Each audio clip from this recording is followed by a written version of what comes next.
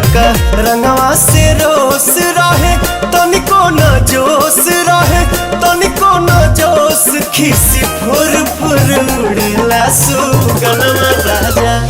झूला में झूला झूलेला जो बनवा राजा।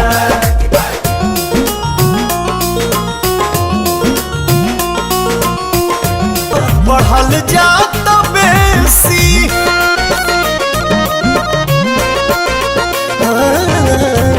फागुन में फारा काना रह परदेसी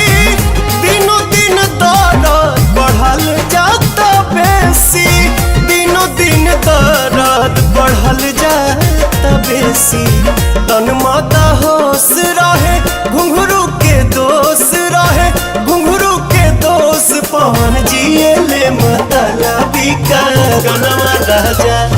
झूला में झूला झूलेला जो बनवा